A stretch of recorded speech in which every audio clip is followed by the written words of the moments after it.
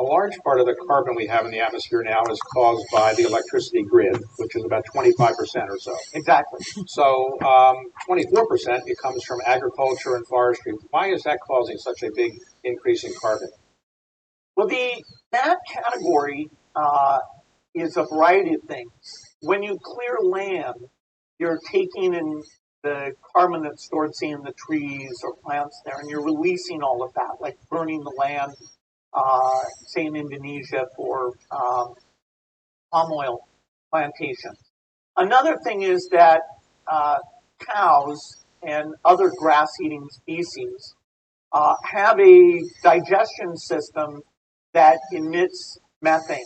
And methane is a very powerful greenhouse gas. And so cows alone account for about 6% of global emissions. And so we need to change cows, just cows alone. How are we going to do that?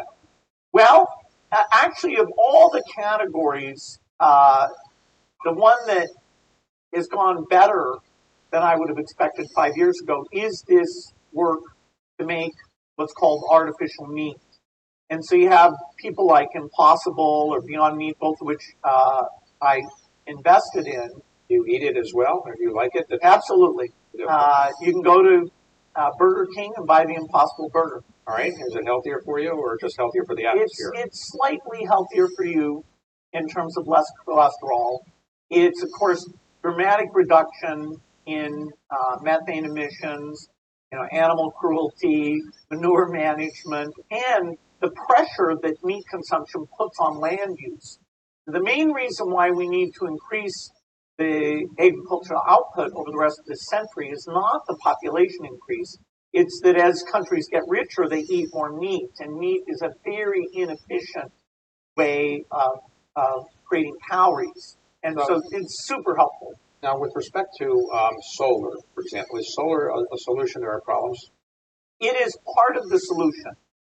If the sun would shine 24 hours a day, it does somewhere, then that 25%, you'd have a solution. So wind and solar are very helpful, and the fact that the prices of those have come down quite a bit. But people may think that's a total solution to that electric sector. Electricity, unfortunately, has to be reliable. It's got to work during the 10-day period that Tokyo needs 23 gigawatts of electricity. You'd have no solar and no wind for, say, 10-day periods. And so the need to have baseload generation, like nuclear or others, or to have a miracle in storage so that you can save that energy is very high. The final solution to climate change, when we really get to zero, a lot of things that use hydrocarbons today, like natural gas heating of buildings or homes, will shift over to use electricity. So one of the necessary elements is to get electricity to zero. But the electric sector, even in the U.S., will have to more than double in size because transportation and buildings and industrial applications that have used hydrocarbons directly will shift over to use electricity. Well,